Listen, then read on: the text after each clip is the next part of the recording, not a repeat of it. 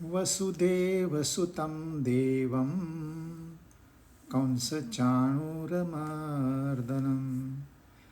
देवकी परमानन्दं कृष्णं वन्दे जगद्गुरुम्।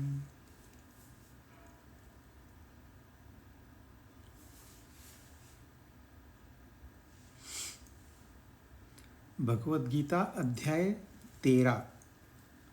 हमने 3 श्लोक किए थे और तीसरे श्लोक में उन्होंने कहा था क्षेत्र क्षेत्रज्ञ यो ज्ञानम तत्तज्ञानम मतम मम। क्षेत्र और क्षेत्रज्ञ, यह शरीर संसार का है और मैं परमात्मा का हूँ, ये ज्ञान है। अब उसका थोड़ा और विस्तार करेंगे, वो भी संक्षिप्त में। चौथा, तत्क्षेत्रम यच्च यादृक् च यद्विकारी यतश्च यत् स च यो यत्प्रभावश्च तत्समासेन मे शृणु। संक्षिप्त में बता रहा हूँ तुझे, क्योंकि विस्तार करने के लिए यहाँ जगह नहीं है। आपको संक्षिप्त में पहले ज्ञान लेना पड़ेगा। अगर जिज्ञासा है, अगर आप मुमुक्षु भी हो, तो फिर और ग्रंथ भी हैं जिसका वर्णन आगे के श्लोक में आएगा।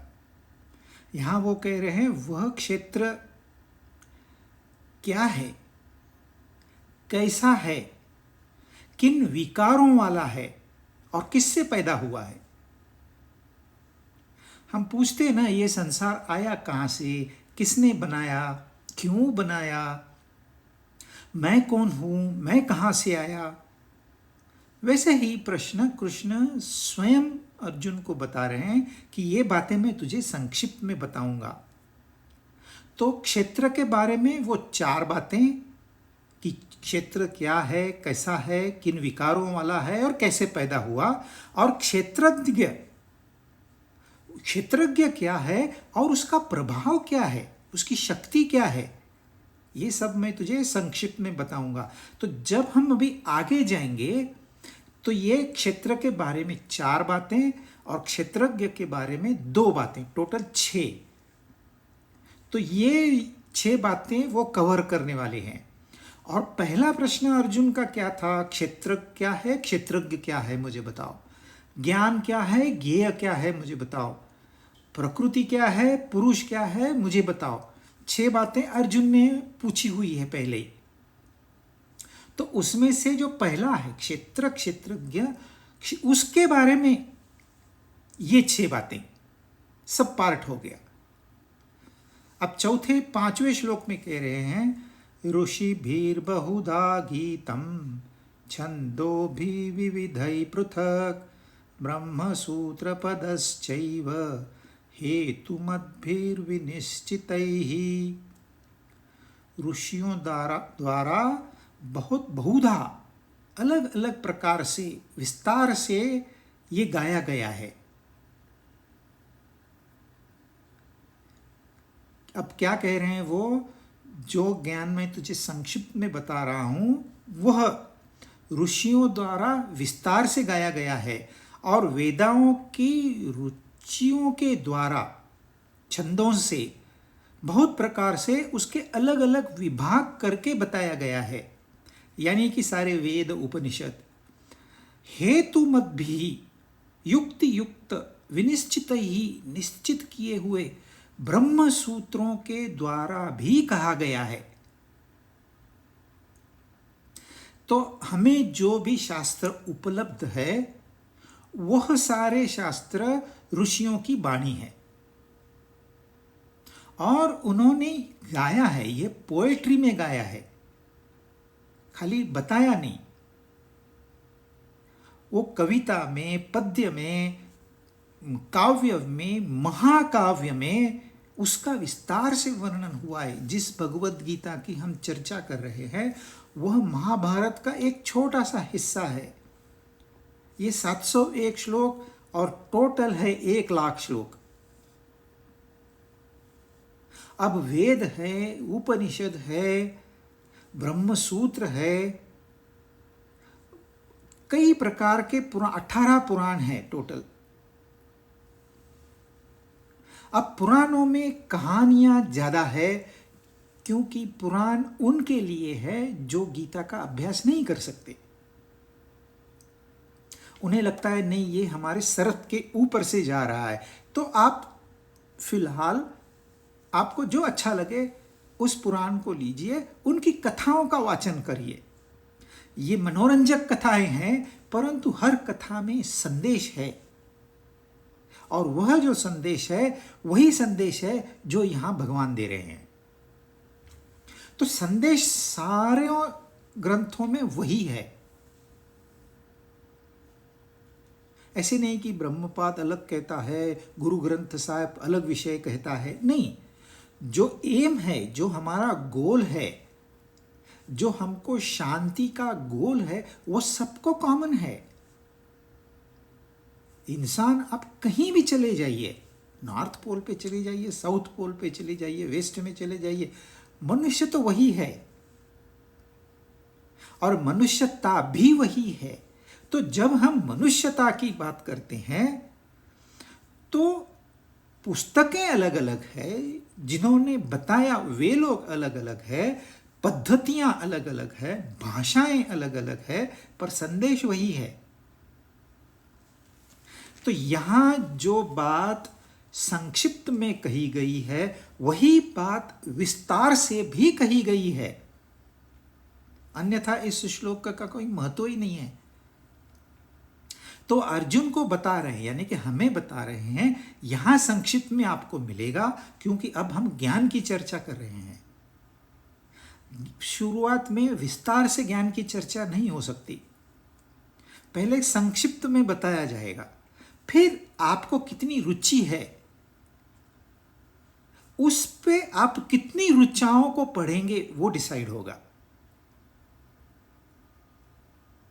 कोई कहता है नहीं भाई, मुझे यही बहुत हो गया, मेरा सर भारी हो गया, तो आप थोड़ा शांत हो जाइए,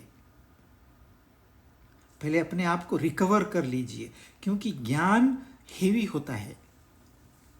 यह बुद्धि को सबसे ज्यादा शक्ति लगती है, दिखने में इतने छोटी सी बुद्धि लगती है। टोटल शरीर का 2% हिस्सा यह हमारा मेंदु है, ब्रेन है, दिमाग है, पर उसको ब्लड सप्लाई सबसे ज्यादा लगता है, 20% एनर्जी खा जाता है। तो गीता जैसे ग्रंथ का अध्ययन करते वक्त दिमाग चलाना पड़ता है। गीता में कोई बात आपको डूज और डोंट्स के रूप में नहीं मिलेगी, हाँ ऐसे करो ऐसे मत करो, वो यहां नहीं मिलेगा। वो सिर्फ बताते हैं, तत्व ज्ञान देते हैं, ये ऐसा है, ये ऐसा है, इसका ये परिणाम है, इसका ये परिणाम, ये 2 मार्ग है। चलना डिसाइड भी आपको करना है कौन से मार्ग से मैं जाऊं, और चलना भी स्वयं ही है, निर्णय भी स्वयं लेना है, चलना भी स्वयं है। आपके चेहरे पे कहां पर दाग है यह आपको आईना बताया जाएगा, बाकी दाग साफ करना है नहीं करना है, दिस इज योर चॉइस। उसमें गीता ये नहीं करती आप अपने को शुद्ध करिए। शुद्धि क्या होती है, कैसे की जाती है, शुद्धि के क्या फायदे, ये गीता बताएगी। पर शुद्धि करनी है, आत्मशुद्धि करनी है नहीं करनी है, यह आपका निर्णय है। तो यह जो आपको विस्तार से फिर ज्ञान चाहिए, तो आपको इन सारी बातों पे ध्यान पड़ेगा, देना होगा कि भाई ब्रह्म सूत्र क्या कहता है, वेदों के छंद क्या कहते हैं, ऋषि क्या कहते हैं। इन ऋषियों ने ऐसी ऐसी तपस्याएं की है जिसकी हम कल्पना भी नहीं कर सकते,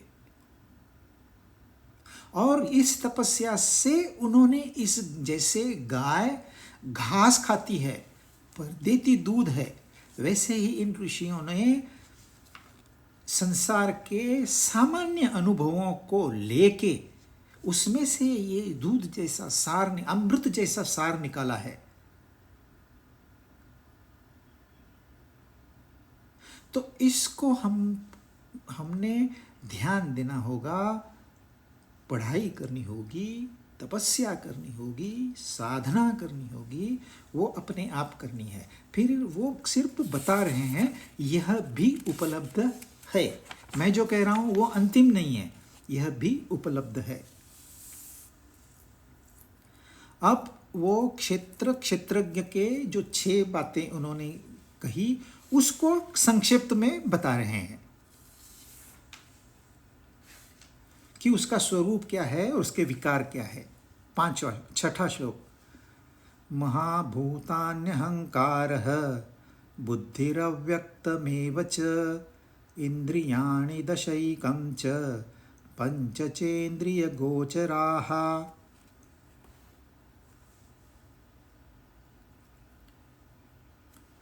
एक तो है हमारी मूल प्रकृति, जिसको वासना भी कहा जाता है, कारण शरीर भी कहा जाता है, अपना स्वभाव भी कहा जाता है, व्यक्तिगत धर्म भी उसको कोई लोग कहते हैं।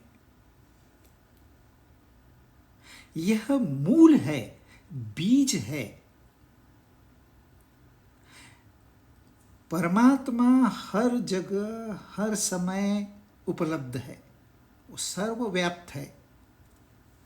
उसके होने का नहीं होने का प्रश्न नहीं होता है, परंतु यह जो क्षेत्र है, यह हमारी निर्मिति कहाँ से होती है? तो ये वासना से निर्मिति होती है, बीज से निर्मिति होती है। यदि बीज हम नहीं बोएंगे तो जमीन आपको कुछ नहीं देगी। जमीन आपको देने को तत्पर है, वायु आपको देने को तत्पर है, जल आपको देने को तत्पर है, आकाश देने को तत्पर है, पर according to your seed personality. तो वह जो हमारी वासनाएं हैं, वह जो हमारा कारण शरीर है, वो अव्यक्त है, उसको कोई नहीं जान सकता। बचपन में मेरे ऊपर कोई संस्कार हुए, मैं बुढ़ापे में भी उन संस्कारों को कैरी करता हूं। हालांकि मुझे ये ध्यान नहीं रहता कि ये जो संस्कार मैं कैरी कर रहा हूं, यह जो मेरा स्वभाव है, ये मेरे बचपन के संस्कार हैं मेरे ऊपर, ये मैं भूल गया हूं। वैसे ही कई जन्मों के संस्कार लेके हम पैदा हुए हैं, हम भूल गए। नहीं भूलेंगे तो रोज रोते रहेंगे हम। एक दुख आप रोज रोते रहोगे, हजारों दुख है यहां पर। तो हम भूल जाते हैं।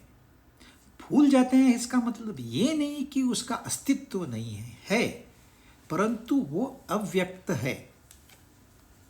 तो जहां जो अव्यक्त कह रहे हैं, जहां से जीव की निर्मिति होती है, वह जो बीज है उसको पहले समझना है। वो देख नहीं सकते, समझ नहीं सकते, भावनाओं में नहीं ला सकते, किसी कल्पना में नहीं ला सकते उसको।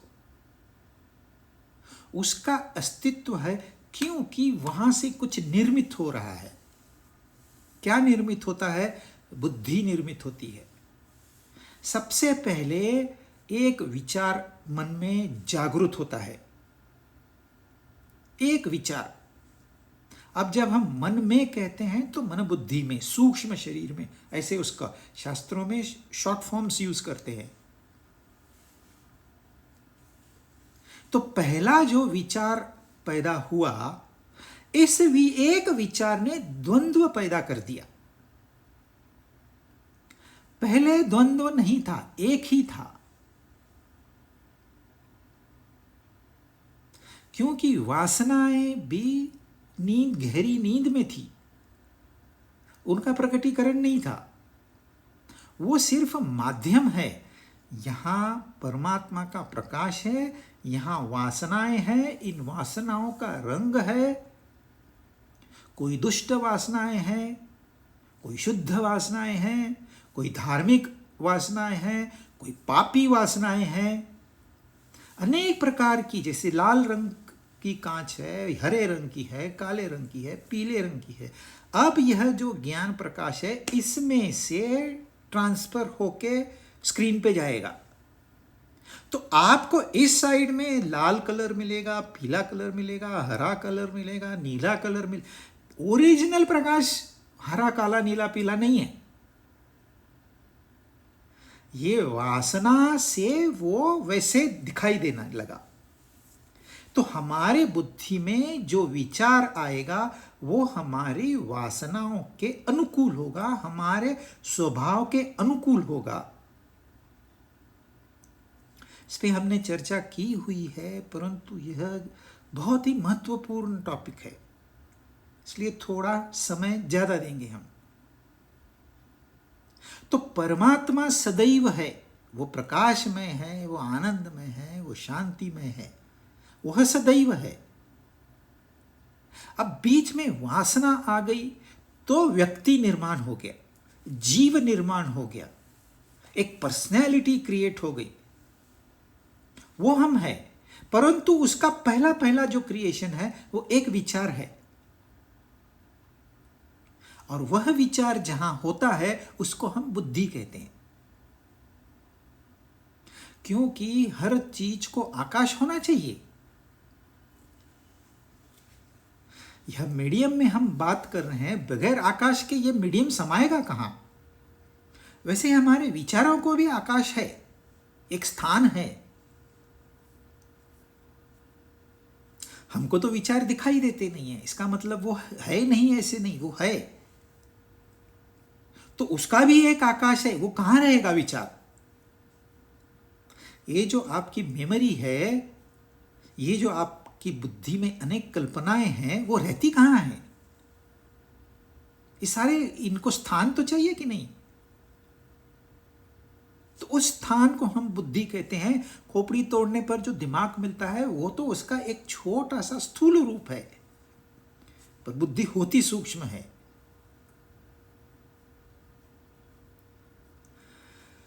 बुद्धि के साथ में अहंकार भी निर्माण होता है।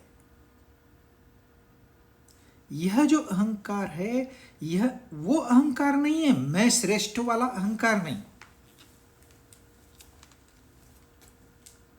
जब विचार की निर्मिति हो गई तो विचारकर्ता भी तो पैदा हो ही गया। किसकी कल्पना है भाई? मेरी कल्पना है। मैं कौन है? और ये कल्पना आई कहां से? हम नहीं दिखा सकते, क्योंकि हमारे पास वह ज्ञान अभी मौजूद नहीं है। पर जैसे जैसे हम 18वां अध्याय पूरा करेंगे, वैसे वैसे वह ज्ञान हमारे पास प्राप्त होगा।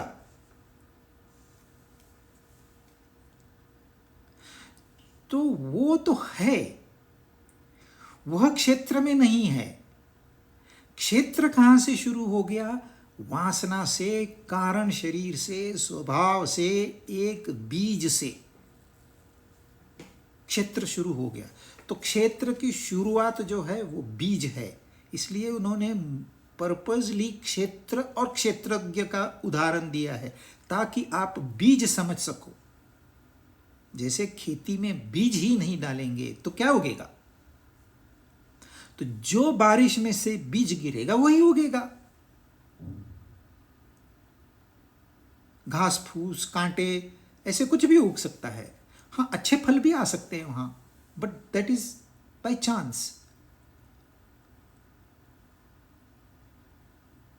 पर एक फार्मर जानबूझ के वहां बीज का रोपण करता है। तो बीज में एक प्रोग्राम लिखा हुआ है। हम तो बीज लेते हैं, खा लेते हैं, हमको पता ही नहीं है। जो हम खाते हैं वह बीज नहीं है, वह बीज का अन्न है।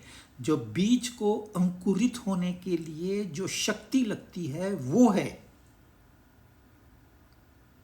उसके अंदर सूक्ष्म तरह से एक प्रोग्राम लिखा हुआ है। एक शुक्राणु के अंदर हमारा स्वभाव लिखा हुआ है। शुक्राणु आप आंख से देख भी नहीं सकते, पर उसमें सारा हमारा व्यक्तित्व मौजूद है। उसमें से पहला विचार पैदा हुआ, यानी कि बुद्धि पैदा हो गई। संग में उसके साथ में ही मैं भी तो पैदा हो गया, क्योंकि विचार किसका है? तो पहला विचार पैदा हुआ, दो पैदा हुए विचार, और जिसका वो विचार है मैं। और यह बुद्धि जो है और यह अहंकार जो है, ये हम सब में सेम है,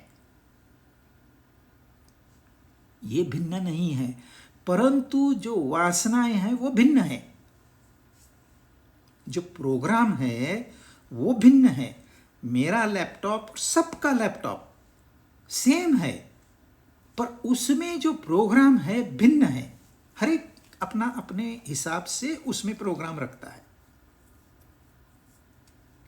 प्रोग्राम उस विकार पैदा करता है, प्रोग्राम से सब कुछ आ जाता है। फिर विचार पैदा हो गया, मैं पैदा हो गया, बड़ा वाला मैं नहीं, वो अहंकार वाला मैं नहीं, और वो सूक्ष्मतरम मैं है वो भी नहीं। यहाँ सिर्फ मैं है, यह सृष्टि है, हम सब लोग हैं, यह पैदा हो गया। और अब ये जो कहाँ से पैदा होते हैं, कैसे पैदा होता है, क्योंकि अब एक विचार से अनेक विचार होंगे, अनेक विचारों से मन पैदा होगा, मन में कामनाएं आएंगी, इच्छाएं आएंगे, राग द्वेष आएंगे, और फिर इसको एग्जीक्यूट करने के लिए शरीर की निर्मिति होगी। फिर शरीर के में इंद्रियां रहेगी, इंद्रियों के लिए इंद्रियों का विषय होना जरूरी है, शरीर को सर्वाइवल के लिए अन्न की जरूरत है। यह सब तो निर्मित होना ही चाहिए, और एक के बाद एक नहीं होता है। आपकी नींद खुल गई तो आपका विश्व भी खुल गया। तो अब ये 5 महाभूत जो है, यह बुद्धि को, मन को, इस शरीर को और सारे संसार को बनाते हैं। कहां से? उस एक में से। वह जो एक है शुद्ध चेतना, उसमें से आकाश की निर्मिति हुई, आकाश से वायु की निर्मिति हुई, वायु से अग्नि की निर्मिति हुई, अग्नि से जल की निर्मिति हुई, जल से पृथ्वी की निर्मिति हुई, और ये सारे के सारे सूक्ष्म थे।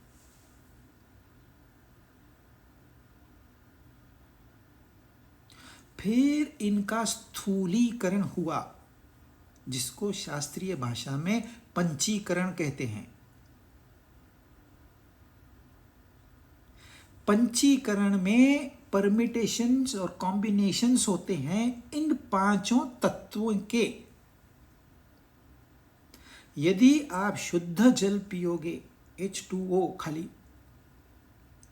तो ये आपके सेहत के लिए अच्छा नहीं है। उसमें पृथ्वी तत्व का होना बहुत जरूरी है, उसमें वायु तत्व का होना जरूरी है, उसमें अग्नि तत्व का होना जरूरी है। कितने टेम्परेचर पे आप पानी पियोगे ये निश्चित है, कितने मिनरल्स उसमें होने चाहिए ये निश्चित है। तो अग्नि का होना जरूरी है, पृथ्वी का होना जरूरी, उसमें ऑक्सीजन का प्रमाण होना जरूरी है, हवा का होना जरूरी है। तो यही 5 महाभूत जो है, ये इनसे यह निर्मिति होती है।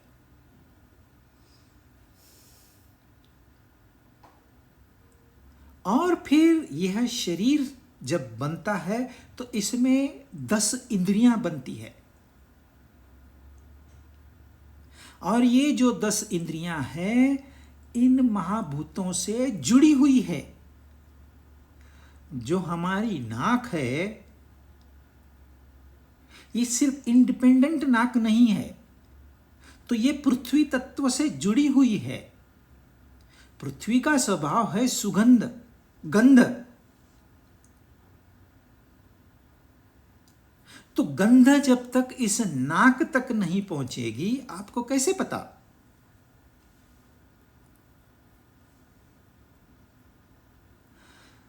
जो अग्नि का स्वभाव है, हीट, ये जब तक आपको महसूस नहीं होगी तब तक आपको कैसे पता? जब तक दिखाई नहीं देगा कैसे पता? तो इन पंच महाभूतों का और हमारे जो 5 ज्ञानेंद्रियां हैं, इनका सीधा संबंध है। तो यह 5 ज्ञानेंद्रियां से हम संसार का ज्ञान लेते हैं और संसार की चीजों का भोग भी करते हैं। पर मैंने साइट देखी, ये आंख को नहीं समझता ये साइट अच्छी है कि खराब है, देखनी चाहिए कि नहीं देखनी चाहिए। ये आंख को नहीं समझता, वो कैमरा है, दैट्स ऑल। इस आंख की आंख हमारे मन में बैठी है, तो मन देखता है, आंखों से देखता है, वो मन है। पहले जो बुद्धि थी, उस बुद्धि में पहला एक विचार आया था, इन विचारों में अनेक विचार पैदा हुए। कुछ विचार टेढ़े मेढ़े हैं, उनको कोई दिशा नहीं है, कोई ध्येय नहीं है, हैफेजर्ड। वो है हमारा मन। तो मन ने देखा, फिर मन बोलता है हाँ बहुत अच्छा है, मुझे चाहिए, मुझे वहां जाना है। कहाँ है ये साइट? स्विट्जरलैंड, मुझे जाना है। फिर वो बुद्धि में जाता है विचार। बुद्धि कहती है नहीं, this is not the right time to visit, बहुत ठंड है वहां, तो बर्फ पड़ेगी, तो बीमार पड़ जाएगा, नहीं जाना है। या चलो घूमने चलते हैं, मन कहता है चलो तो चलते हैं। बुद्धि अपना निर्णय लेगी और फिर शरीर कार्य करेगा। अब शरीर के कार्य करने के लिए हमारे पास 5 कर्मेंद्रियां हैं। 5 ज्ञानेंद्रियां आ गई मन में, फिर बुद्धि में, फिर बुद्धि ने मन को ऑर्डर किया, मन ने फिर जिन इंद्रियों को ऑर्डर किया कि जा टिकट बुक करके आ, जा वीजा लेके आ, जो भी काम करना है वो हमारे कर्मेंद्रियों ने किया। पैर गए, हाथों ने काम किया, जुबान ने बात की,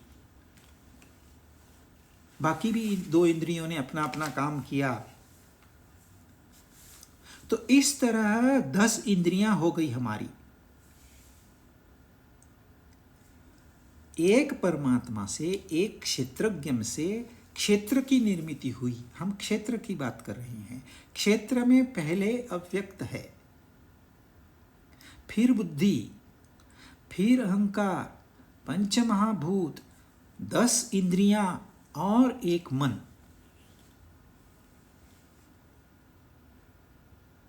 तो यह क्षेत्र क्या है? एक अव्यक्त है, एक बुद्धि है, एक अहंकार है, एक मन है, 5 महाभूत है और 10 इंद्रियां है। अब ये इंद्रियों के लिए इंद्रियों कोई विषय भी तो चाहिए। खाली आंख देके क्या फायदा? दृश्य भी तो देना चाहिए कि नहीं? खाली कान देके क्या फायदा?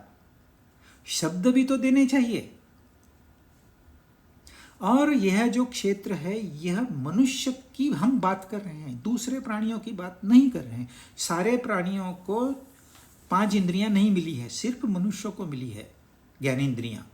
बाकी प्राणियों को 4 है, किसी को 3 है, किसी को 2 है, किसी को तो 1 ही है। और फिर है तो भी उनका जो स्ट्रेंथ है वो कम ज्यादा है। मनुष्य भी पूरा नहीं देख सकता, पूरा नहीं सुन सकता। ऐसी कई फ्रीक्वेंसी, ऐसे कई अभी भी साउंड चल रहे हैं जो इस कान को सुनाई नहीं देते। तो ये भी मर्यादित ही है। हर इंद्रिय को उसकी मर्यादा दी हुई है। तो ज्ञानेंद्रियों से संसार अंदर आएगा, कर्मेंद्रियों से हम कार्य करेंगे। लेकिन कार्य करने के लिए जो क्षेत्र है उसको हम इंद्रिय गोचर कहते हैं। क्योंकि ये इंद्रियां क्या करते हैं, जैसे गाय दिन भर घास चरती है और फिर उसका रवंत करती है, वही घास निकालेगी, उसको चबाते बैठेगी, चबाते बैठेगी, चबाते बैठेगी। ऐसे ही हम इंद्रियों को लेके बाजार में जाते हैं, विंडो शॉपिंग करते हैं और फिर उसके ऊपर वही मंथन करते रहते हैं। तो कितना अच्छी घड़ी थी ना, क्या मस्त थी, लेकिन महंगी थी। अरे छोड़ दो ना, तुमने देखा, बात छोड़ दिया, वहां छोड़ दिया। पर नहीं, ये मन तो मानेगा ही नहीं आपका। जिस दिन आपका मन मानेगा उस समय you will be on the top of the world. तो इन 5 ज्ञानेंद्रियों के लिए 5 विषय भी है उनके। तो यह हो गया क्षेत्र, हार्डवेयर।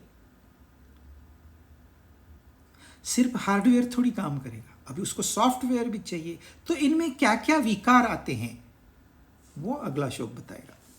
7वां, इच्छा द्वेष सुखम दुखम संघातश्चेतना धृतिः एतत् क्षेत्रं समासेन सविकारमुदाहृतम्।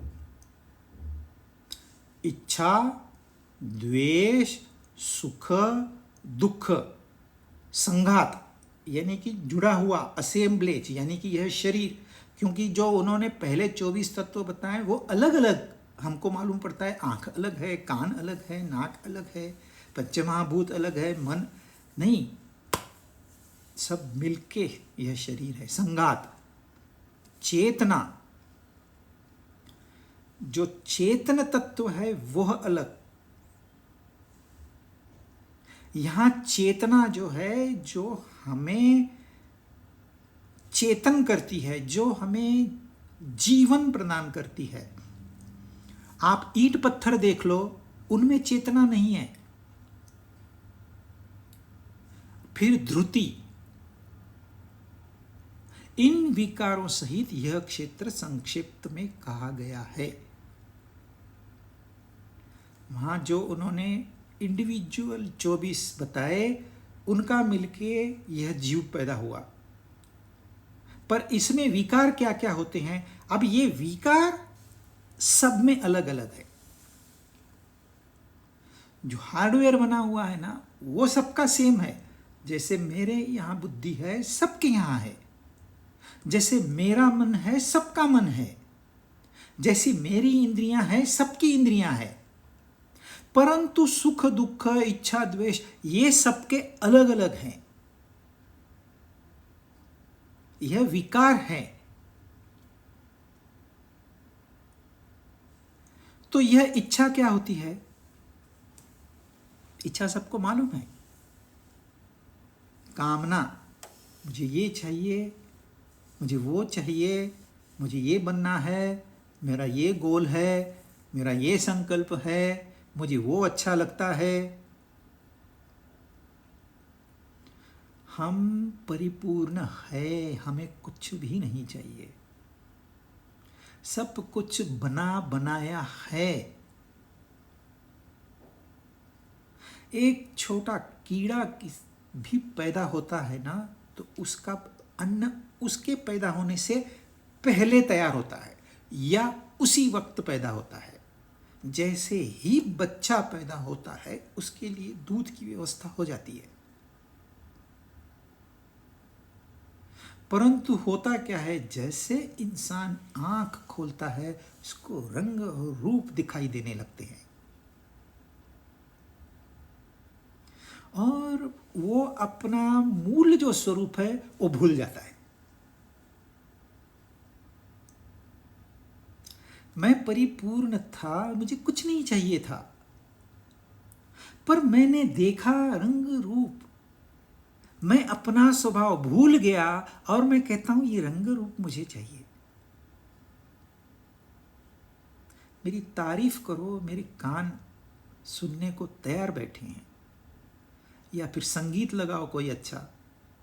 आजकल तो संगीत ही नहीं रहा। संगीत क्या है आज की जनरेशन को पता ही नहीं है।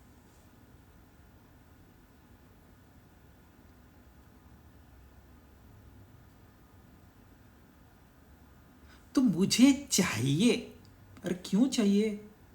जरा सोच तो सही, क्यों चाहिए? मुझे बड़ा मकान चाहिए, क्यों चाहिए? तेरे पास इतनी शक्ति है कि तू साफ सफाई कर पाएगा उसकी? कुछ देश ऐसे हैं जहां पॉपुलेशन कम है लेकिन बहुत धन है उनके पास, क्योंकि नेचर ने उनको पृथ्वी में ऐसे ऐसे तत्व दिए जो बेच के उन्होंने बहुत धन कमाया। बड़े बड़े रास्ते बनाए, बड़े बड़े बिल्डिंगें बनाई, बड़े बड़े घर बनाए, मुफ्त राशन दिया सबको। अब उनके पास समस्या ये है, इसको मेंटेन कैसे करें। अब वो बाहर से लेबर मंगाते हैं दूसरे देश से, और बाहर देश में तो भूखमरी भी है, वहां लोग बैठे हैं, कोई हमें इनवाइट करे, वो तो बैठे हैं। फिर ये घुस जाते हैं और वहां क्लैशेस शुरू हो जाते हैं। अब इसका सॉल्यूशन क्या है, किसी को नहीं पता। क्यों? क्योंकि उस समय उन्होंने इच्छा की, हमारे पास धन है ना, हमको बड़े मकान चाहिए, हम कम से कम 10,000 स्क्वायर फीट का मेरे पास मकान हो। अरे तो सफाई कौन करेगा? हाँ, तेरा परिवार इतना बड़ा है तो ठीक है, परिवार छोटा 2 लोग, पर जब इंसान इच्छा करता है वो सोचता नहीं है, और then he is in trouble. तो हमको लगता है कि मुझे कमी है, मुझ में कमी है, इस कमी को भरने के लिए मुझे वो वस्तु चाहिए। इसलिए ये जो बड़ी बड़ी कंपनियां हैं, ये एडवर्टाइजमेंट करके आपको उल्लू बनाती है। आपको कहती है अरे आप में कमी है, हाँ मेरे में कमी है, और हर इंसान यही सोचता है मेरे में कमी है। फिर वो कहते हैं मेरा सोफा सेट ले लो, कमी दूर हो जाएगी। वो जाके बेचारा सोफा सेट लेके आता है, एक दिन भी नहीं बीतता और बच्चा उसको स्क्रैच कर देता है, सारी खुशी गायब।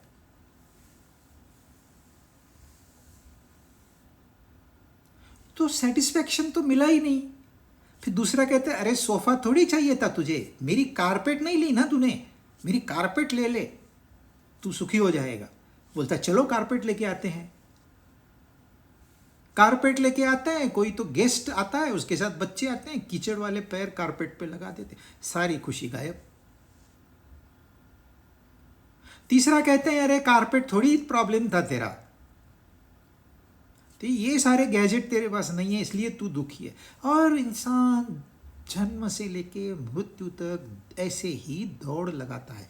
क्यों? इच्छा पूर्ति के लिए, कामिनी के पीछे लगा हुआ है, और कब जीवन समाप्त हो गया पता ही नहीं चला। द्वेष, ये विकार है, ये हम विकारों की बात कर रहे हैं। द्वेष, यह द्वेष हमारे मन में छुप के बैठता है, वो कभी दिखाई नहीं देगा, तो मौका मिलते ही बाहर आ जाएगा। एक देश ऐसा नहीं है जो अपने पड़ोसी देश से द्वेष न करता हो। इतनी ताकतवर है ये, पूरे देश को घेरे हुए है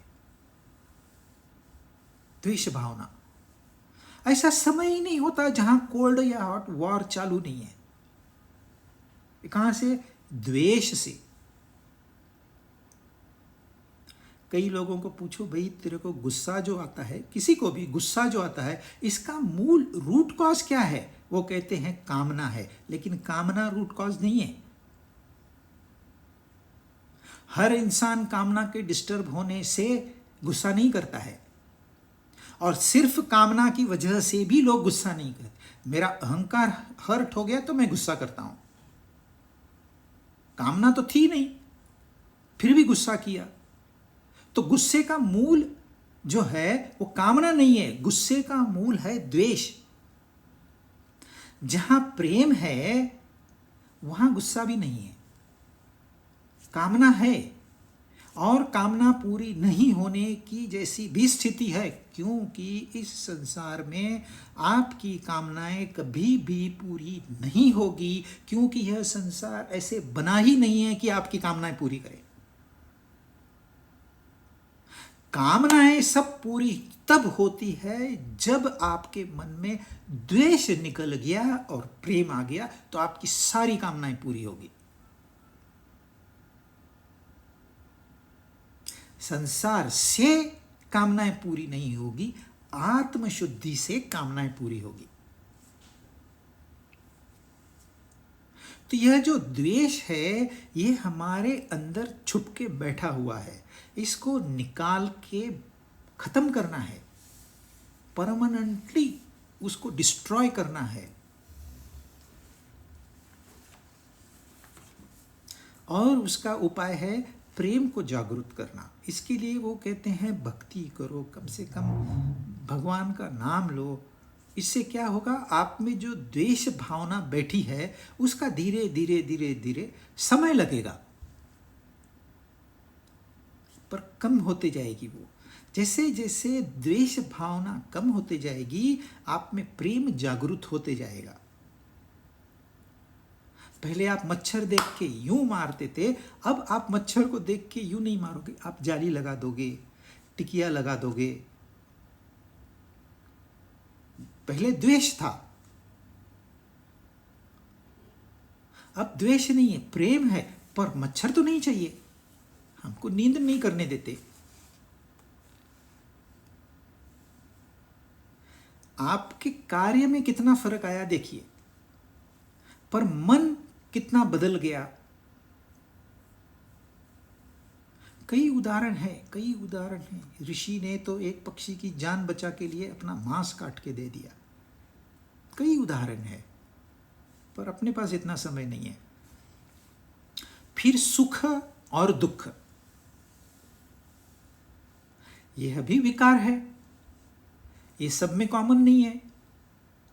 किसमें ज्यादा सुख है, किसमें ज्यादा दुख है। ये सुख होता क्या है और दुख होता क्या है, जब तक हमें उन मालूम नहीं है हमको सुख और दुख तंग करते ही रहेंगे। ऐसे नहीं सिर्फ दुख तंग करेगा, सुख भी तंग करेगा। परिस्थिति अनुकूल है तो मुझे लगता है मैं बहुत सुखी हूं, परिस्थिति प्रतिकूल है मुझे लगता है मैं दुखी हूं। पर यह लगना ये समस्या है। न यहां सुख था न यहां दुख था, तूने कल्पना से सुख भी बना दिया, दुख भी बना दिया। मुझे तो बारिश बहुत अच्छी लगता है जाके डांस करूं, बारिश आ गई। सुख, मुझे बारिश बिल्कुल पसंद नहीं, घर से बाहर ही नहीं निकलने देती, कितनी कीचड़। दुख, कोई कारण है आपके दुख का, कोई कारण है आपके सुख का। एफेक्टेशन, बारिश तो होगी ही होगी, नहीं तो आपको पीने को पानी नहीं चाहिए। बारिश तो होगी ही होगी। आप क्यों सुखी और दुखी होते हो? रिश्ते नाते होंगे ही होंगे। मनुष्य एक सामाजिक प्राणी है, आपके रिश्ते नाते होंगे ही होंगे। एक रिश्ता सुख देगा, एक रिश्ता दुख देगा, ये होना ही होना है। कितने भी बड़े संत महात्मा हो जाए, उनके ऊपर कीचड़ उछलने वाले कम है क्या? राम को नहीं छोड़ते लोग, कृष्ण को नहीं छोड़ते, हम और आप कौन है? क्राइस्ट को सूली चढ़ा दिया, सोक्रेटिस को जहर दे दिया, ये मीरा को जहर दे दिया। कोई कल्पना कर सकता है? एक धार्मिक कंट्री। तो ये तो घटनाएं घटते ही रहेगी। मीरा को लोगों ने क्या क्या नहीं कहा, कुल नाशिनी, पर वो अपनी मस्ती में, न सुख न दुख। संगात, यह शरीर मतलब इसके अंदर जो सूक्ष्म शरीर है वो भी इंक्लूडेड। तो यह शरीर, ये आंख इंडिपेंडेंट नहीं है, यह कान इंडिपेंडेंट नहीं है, यह नाक इंडिपेंडेंट नहीं है। ये जब जुड़ते हैं आपस में तभी यह शरीर है, नहीं तो नहीं। कल को ऐसे हो जाएगा, ऑपरेशन करके आंख वहां रख दी, कान वहां रख दिया, फिर जोड़ने की व्यवस्था भी होगी। परंतु वो कार्य नहीं करेंगे, क्योंकि पूरे सिस्टम से उस आंख ने जुड़ना है, कान ने जुड़ना है। हमको लगता है ये इतनी छोटी सी जुबान निकाल दो, फिर आपको पता चलेगा इसका कितना महत्व है। बोलने का तो छोड़ दीजिए, सिर्फ स्वाद के लिए आपको पता ही नहीं चलेगा आप क्या खा रहे हो। ये खाना खाना चाहिए कि फेंकना चाहिए। किसी किसी की टेस्ट नहीं होती है, उसको पूछो। निर्भर रहना पड़ता है, डिपेंडेंट रहना पड़ता है, जैसे अंधा आदमी होता है वैसे ही। तो जब तक सब लोग जुड़े नहीं है तब तक यह जीव नहीं बनता है। सिर्फ जुड़े नहीं, क्षेत्रज्ञ तो बाद में आएगा, वो तो है, वो कहीं नहीं जाता। पर ये जुड़ते ही संपर्क हो जाता है। चेतना मतलब हम देखते हैं हम लोग कितनी अच्छी अच्छी बातें करते हैं, कितने स्थानों पे भटकते रहते हैं, यहाँ जाओ वहाँ जाओ, ये काम करो वो काम करो। हम चेतन है, शक्ति है, इंथुजियाज्म है। हम अपने आप को अच्छी तरह से प्रेजेंट कर सकते हैं। दूसरे पशु हैं वो भी करते हैं, वनस्पतियां हैं वो भी करती है। बारिश में खास करके ग्रीनरी आप देखिए जाके, नई नवेली दुल्हन कैसे होती है वैसे ये धरती सज जाती है हर साल, क्योंकि चेतना है। पर ईंट पत्थर जो है, शरीर उनको भी है, और क्षेत्रज्ञ वहां भी मौजूद है। यदि आप उसको माइक्रोस्कोप में, मुझे नहीं मालूम, लेकिन वो कहते हैं इलेक्ट्रॉन तो सदैव घूम रहा है उसके अणु में, सदैव।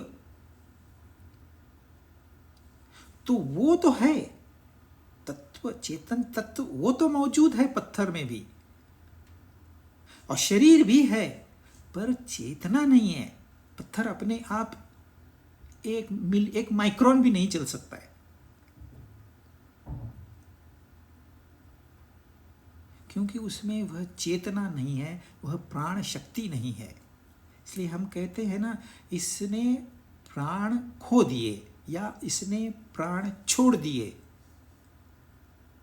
जब इंसान मरता है तो क्या होता है, सिर्फ प्राण जाते हैं, शरीर ज्यों का त्यों पड़ा है अचेतन। जो सूक्ष्म शरीर है वो भी ज्यों का त्यों है, पर जो शक्ति ने दोनों को जोड़ के रखा था वो निकल गई।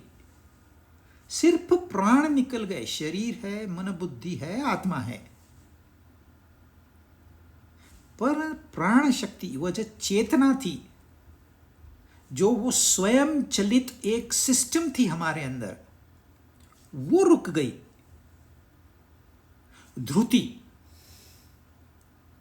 ध्रुति होती है निश्चय करने की पात्रता,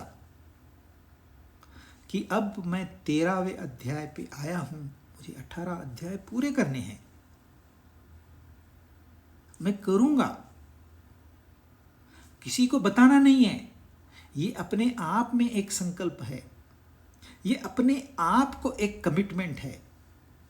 बच्चे घर छोड़ के, माँ बाप को छोड़ के जाके पढ़ाई जब करते हैं तो उनके पीछे क्या होता है कि कैसे ये निर्णय लेते हैं। इतना कंफर्ट सब छोड़ देने का, फ्री में खाना पीना रहना मिलता है, छोड़ देने का और जाके हॉस्टल में रहने का, वो भी दूसरे गांव में, दूसरे देश में। ध्रुति, उसका संकल्प है, नहीं मैं ये कोर्स पूरा करके आऊंगा। और ये सारी बातें, यह जो विकार है, इच्छा, द्वेष, सुख, दुख, संगात, चेतना, ध्रुति, यह विकार और जो पहले बताए पंचमहाभूत, दशेंद्रिया वगैरह वगैरह, ये सब दोनों मिला के क्षेत्र हो गया, हार्डवेयर और उसमें जो प्रोग्राम है वो। अब वो बताना चाहते हैं कि ज्ञान क्या है। पहले तो उन्होंने बताया क्षेत्र क्षेत्रज्ञ यद ज्ञानम तत्त ज्ञानम मतम। ज्ञान की एक तो उन्होंने व्याख्या कर दी, पर उसमें से अपने पल्ले कितना पड़ा, हमने कितना समझा, अर्जुन ने क्या समझा। क्योंकि यह प्रश्न अर्जुन ने पूछा हुआ है, ज्ञान क्या है और ज्ञेय क्या है। तो ज्ञान की भी कुछ व्याख्याएं हैं जो शास्त्र सम्मत व्याख्याएं हैं।